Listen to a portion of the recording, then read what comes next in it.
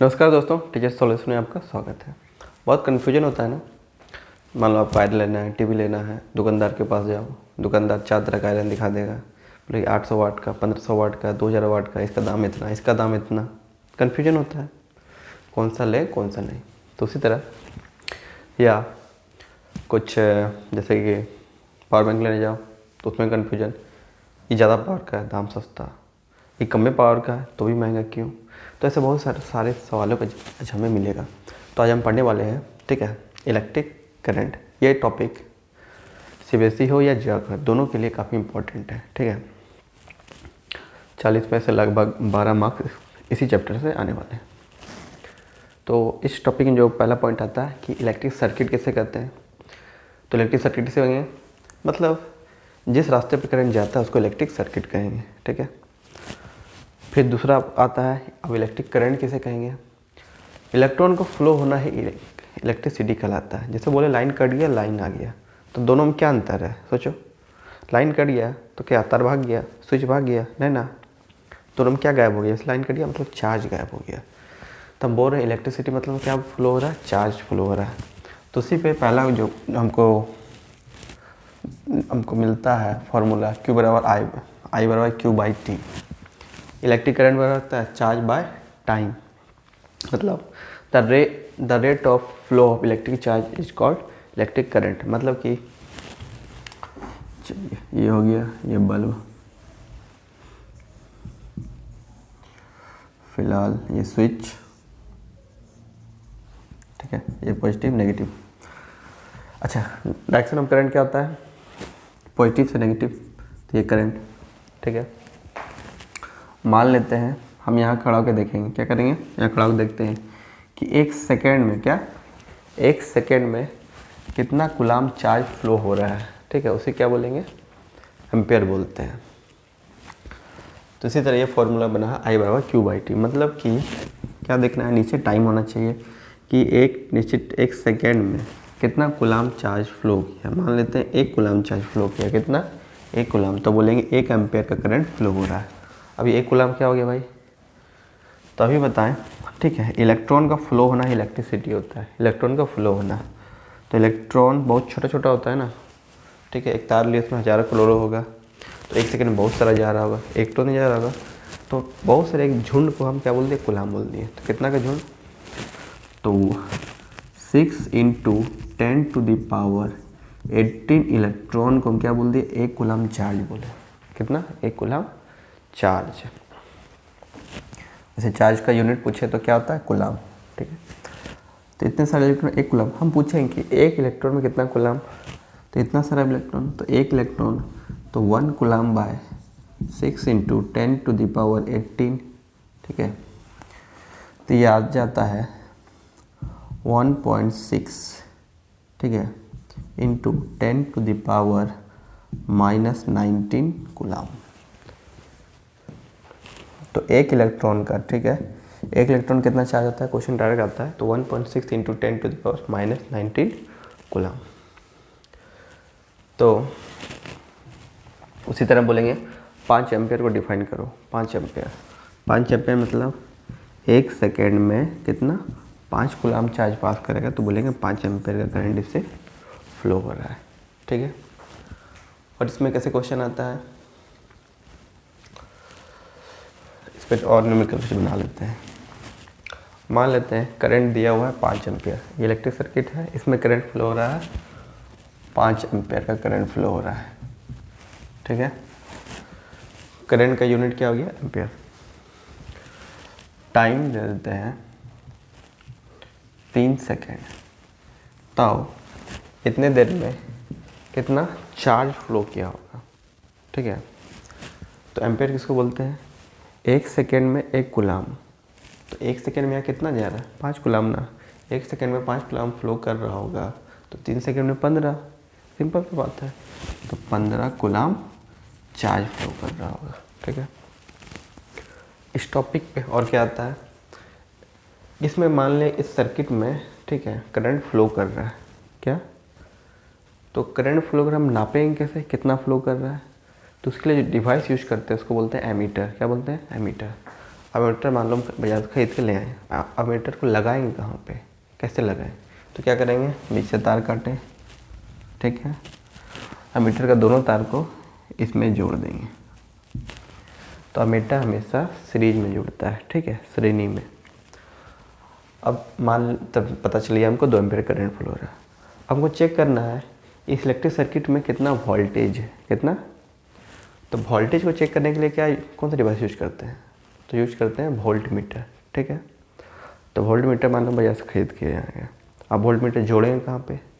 तो volt meter क्या करेंगे, ये रहा वोल्ट मीटर, इसका एक सिरा इसका पॉजिटिव में, दूसरा नेगेटिव में। तो क्वेश्चन यही आता है कि वोल्ट मीटर को हम सर्किट में कैसे जोड़ते हैं? तो क्या पैरेलल में, ठीक है, या पार्ट्स में। और एक और क्वेश्चन क्या है कि अगर इलेक्ट्रॉन किधर मूव कर रहा है, इधर, तो करंट का डायरेक्शन किधर होगा, इधर, ठीक है। इलेक्ट्रॉन का हमेशा उल्टा होता है करंट का डायरेक्शन, ठीक है। ये टॉप हो गया। अब हम लोग को इसके बाद पढ़ना है कि पोटेंशियल डिफरेंस क्या होता है, ठीक है। या जैसे बात करते हैं ना वोल्टेज, पूछते हैं ना कितना वोल्टेज है, ठीक है। तो वोल्टेज क्या होता है, या पोटेंशियल डिफरेंस। पोटेंशियल डिफरेंस का यूनिट होता है वोल्ट, ठीक है। तो अगर किसी पानी को, ठीक है, मान लो उसको बहाना है, तो प्लेन सरफेस पर रखेंगे तो बहेगा क्या? नहीं ना। उसको बहाने के लिए क्या चाहिए? उसको बहाने के लिए चाहिए एक हाइट का डिफरेंस। क्या चाहिए? हाइट का डिफरेंस। उसी तरह, ठीक है, या इलेक्ट्रॉन भी फ्लो हो रहा है, तो इलेक्ट्रॉन को फ्लो होने के लिए भी एक डिफरेंस चाहिए, जिसको बोलते हैं पोटेंशियल डिफरेंस, ठीक है। तो पोटेंशियल डिफरेंस किसको बोलेंगे? तो थोड़ा मस्त समझते हैं। मान लो एक तार है, ए और बी है, ठीक है। एक कूलम चार्ज यहाँ पे है, एक कूलम पॉजिटिव चार्ज यहाँ पे है। हमको यहाँ से यहाँ तक लाना है, तो यहाँ से यहाँ तक लाने में कुछ ऊर्जा खपत होगा, ठीक है।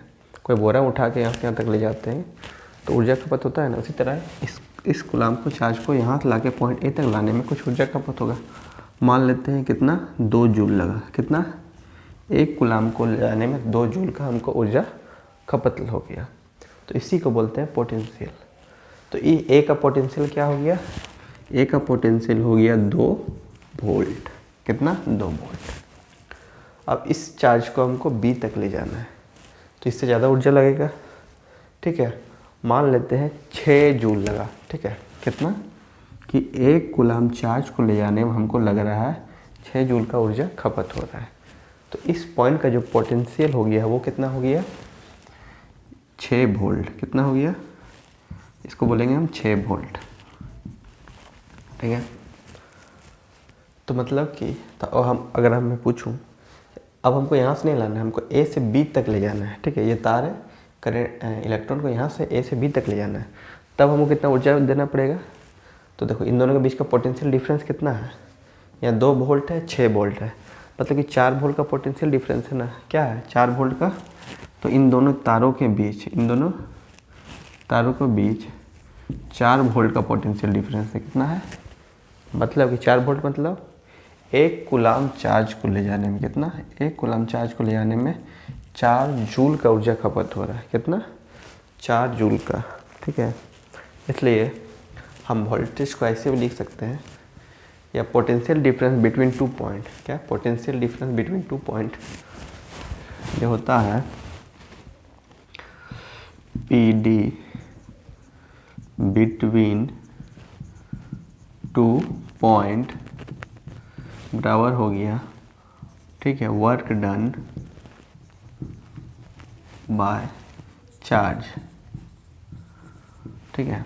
तो आपको क्या समझना है? आपको बस ये समझना है कि एक कूलम को, ठीक है, एक पॉइंट से दूसरे पॉइंट ले जाने में जितना ऊर्जा खपत होता है उसी को बोलते हैं पोटेंशियल डिफरेंस।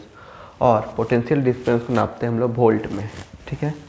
मान लेते हैं, ठीक है, एक कूलम चार्ज को ले जाने में यहाँ से यहाँ तक कितना लग रहा है? 4 जूल का ऊर्जा लग रहा है, तो उसको हम बोलेंगे ये 4 वोल्ट है। कितना है? 4 वोल्ट, ठीक है। तो ऐसा करते हुए समझ आ गया होगा पोटेंशियल और पोटेंशियल डिफरेंस। इस बार एग्जाम में क्या आने वाला है? इस बार एग्जाम में अगर हम मॉडल क्वेश्चन पेपर देखेंगे तो कॉन्सेप्चुअल क्वेश्चन ज़्यादा आने वाले हैं, ठीक है।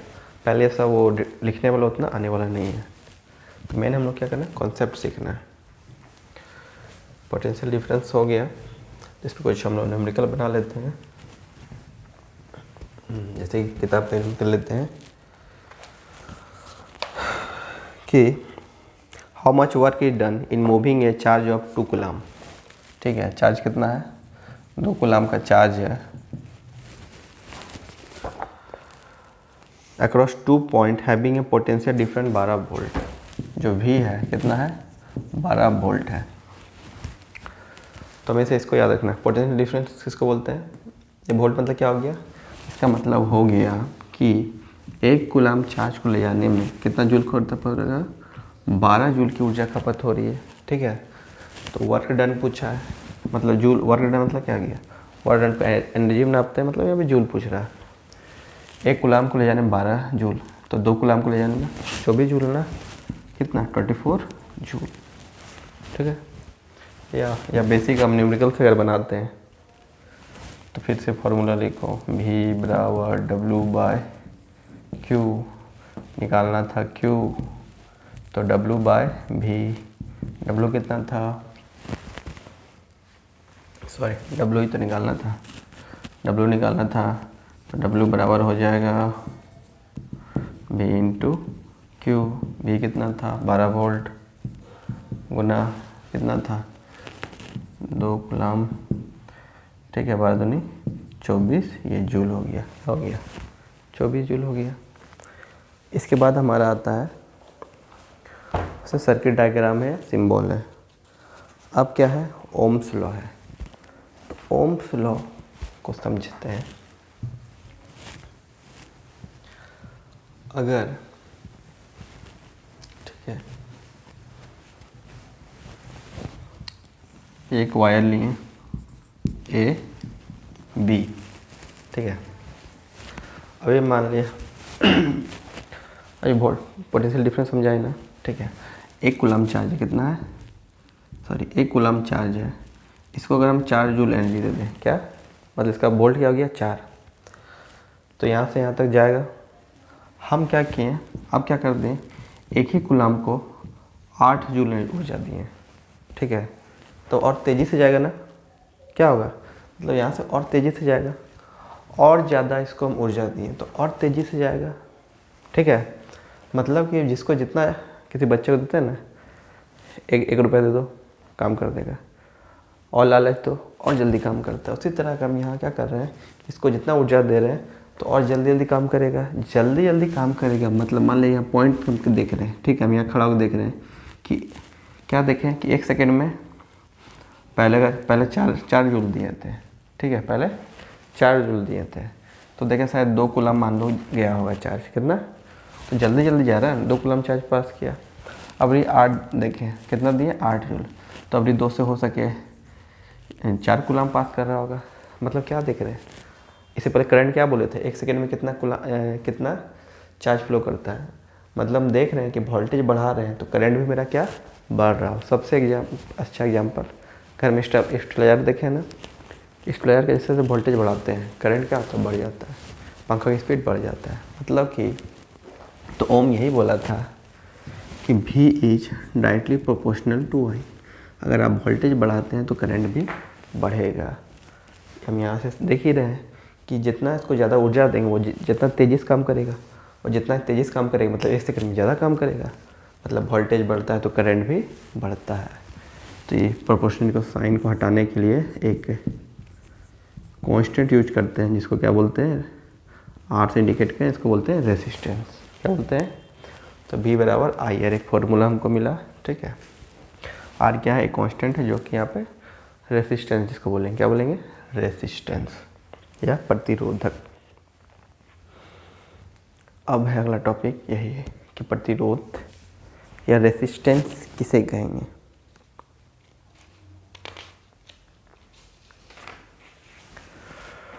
ठीक है,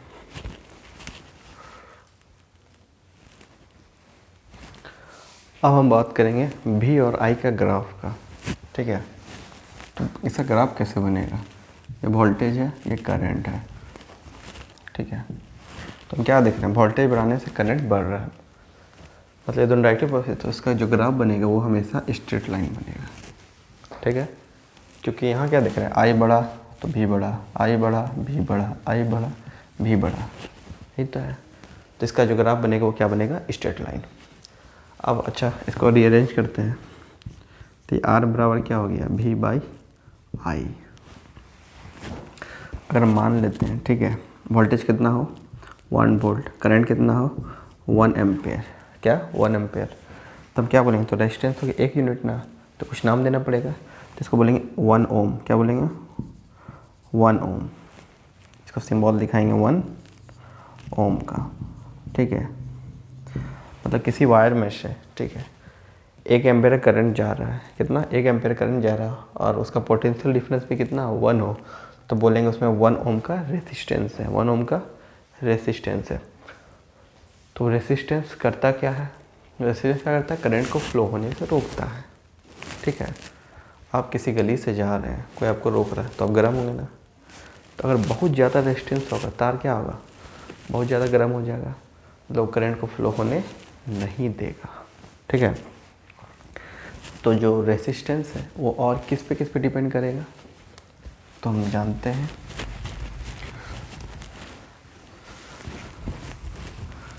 किसी तार का जो रेजिस्टेंस होता है वो उसकी लंबाई पे डिपेंड करता है। बचपन में आपने देखा होगा, ठीक है,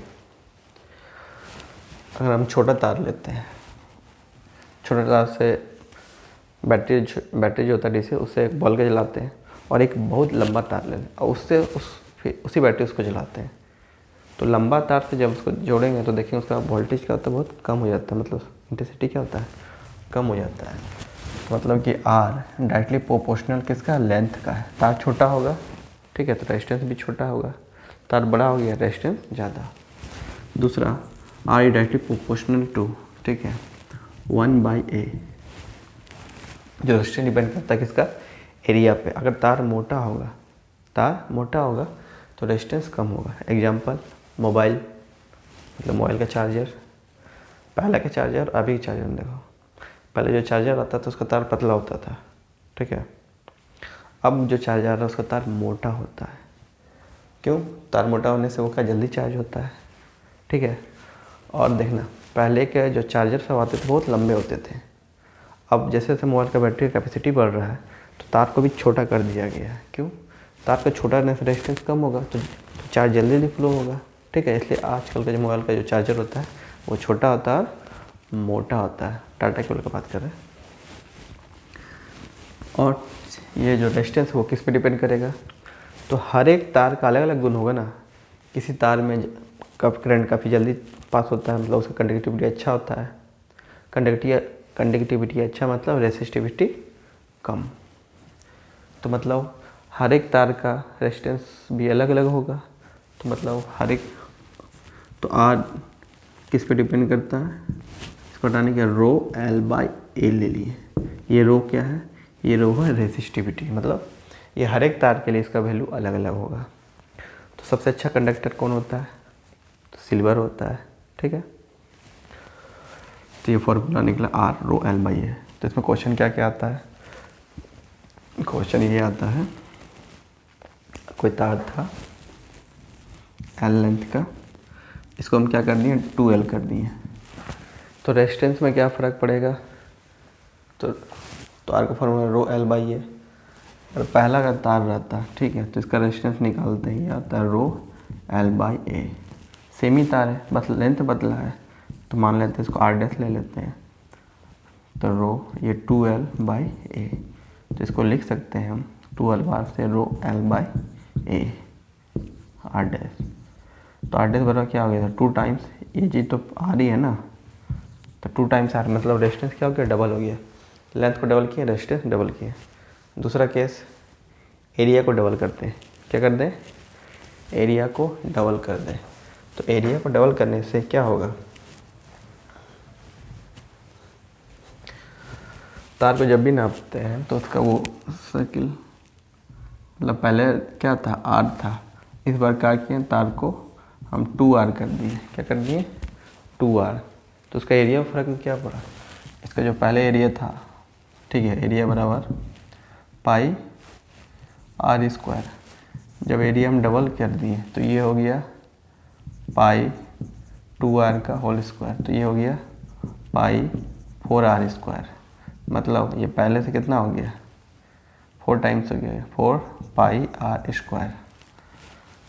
तुम क्या देख सकते हैं कि नया जो एरिया निकला, ठीक है, इसको डबल करने से जो पुराना एरिया था उसका 4 टाइम्स हो गया, क्या हो गया 4 टाइम्स, तो उसका रेसिस्टेंस पे भी क्या फ़र्क पड़ेगा, तो उसका तो पहले रेजिस्टेंस देखते हैं, पहला रेजिस्टेंस क्या था रो एल बाई ए, जब हम इस तार को मोटा किए तो नया जो रेजिस्टेंस आया वो आ गया रो एल बाई 4a, मतलब कि 1/4 टाइम्स किसका, ये चीज़ तो अब पहले भी था, मतलब कि इसका जो रेजिस्टेंस नया रेजिस्टेंस वो 4 गुना घट गया, 1/4 टाइम्स क्या हो गया, घट गया। तो रेजिस्टेंस पे कुछ ऐसा क्वेश्चन आएगा, या हम तार को भी डबल कर दें और एरिया को भी डबल कर दें तब क्या होगा, तो ऐसे ही क्वेश्चन आने वाला है। अब आगे हम बात करेंगे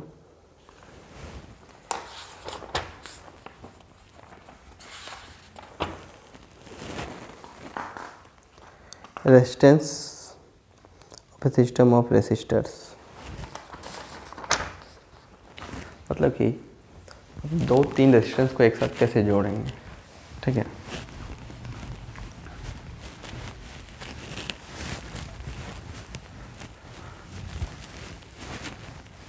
अगला क्वेश्चन जो आता है इक्विवेलेंट रेजिस्टेंस का, मान लेते हैं ये बल्ब है, उसमें कुछ रेजिस्टेंस होगा, ये दूसरा बल्ब है, ये तीसरा बल्ब है, ठीक है, ये दोनों बैटरी से कनेक्टेड है, पॉजिटिव नेगेटिव करंट जा रहा है इसमें आई, इसको R1 बोलेंगे, R2 बोलेंगे, R3 बोलते हैं।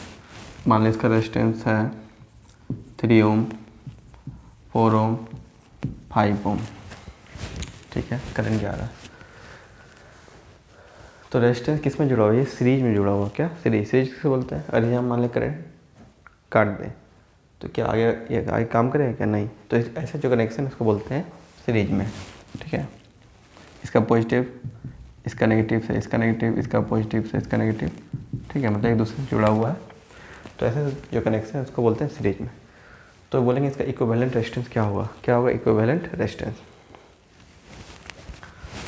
अगर कोई भी चीज़, ठीक है, सीरीज में जुड़ा हुआ है, क्या सीरीज में जुड़ा हुआ है, तो उसका जो आपका करंट होता है हर एक पार्ट में बराबर होता है, ठीक है। अगर हम कोई जैसे बॉल हो गया, ये भी बल्ब है, ये पंखा हो गया, तीनों को इस तरह जोड़ देते हैं तो इसमें जो करंट जा रहा होगा हर एक में सेम जा रहा होगा, करंट क्या होगा, तब जो फॉर्मूला पढ़े हैं V बराबर IR, ठीक है।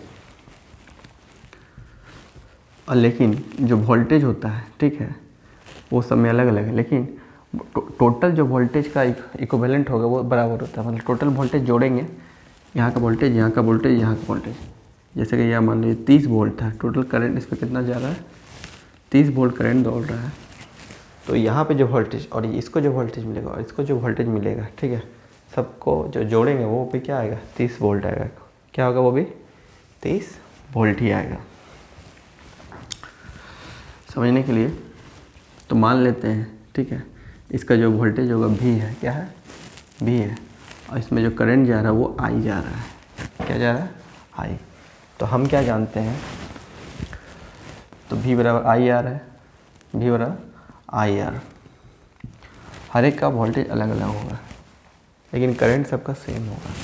तो मान लेते हैं ये V है, ठीक है, V, तो वोल्टेज निकालते हैं, यहाँ क्या वोल्टेज होगा, तो करंट तो सेम है, तो ये हो जाएगा I इंटू R1 प्लस यहाँ का I तो सेम है, I इंटू R2 प्लस यहाँ का जो वोल्टेज है V बराबर IR, तो उसी से I इंटू R3, सब जोड़ के मेरा V आना चाहिए, ठीक है। करंट तो सेम है सबका, करंट क्या है सेम है, तो I कॉमन ले लेते हैं, V बराबर I times R1 plus R2 plus R3। ये आई को नीचे ले आते हैं, V बराबर, ठीक है, तो आई R1 plus R2 plus R3। तो V बाई R क्या होता है, ये हो V बाई आई, इसको ले आएंगे तो इक्वल डिस्टेंस होना है। तो ये क्या निकला मेरा, इक्विवेलेंट रेजिस्टेंस, इसको बोलें इक्विवेलेंट रेजिस्टेंस हो गया। तो ये फॉर्मूला क्या बना, R1 plus R2 plus R3। मतलब कि हम इसका इक्विवेलेंट रेजिस्टेंस पूछेंगे तो ये हो जाएगा 3 ओम प्लस 4 ओम प्लस 5 ओम। तो 4 3 7 7 5 12 ओम। टोटल इक्विवेलेंट रेजिस्टेंस क्या हो गया, 12 ओम। ठीक है। और कोई, जैसे कि ये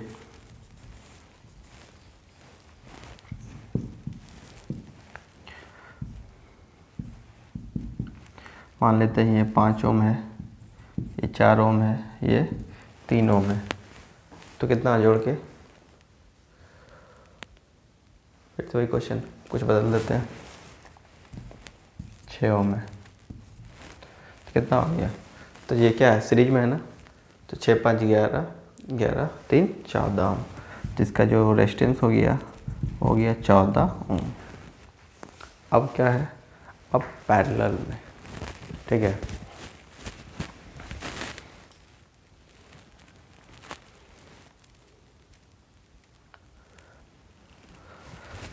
अब क्या करेंगे, हम रेसिस्टर्स को पैरेलल में लगाते हैं। पैरेलल मतलब जैसे घर में होता है, बल्ब का, पंखा का, सबका स्विच एक होता है क्या, नहीं ना, अलग अलग होता है। एक बंद करते हैं, एक चालू रहता है। जैसे कि ये पॉजिटिव टर्मिनल हो गया, मान लेते हैं यहाँ तार है, ठीक है,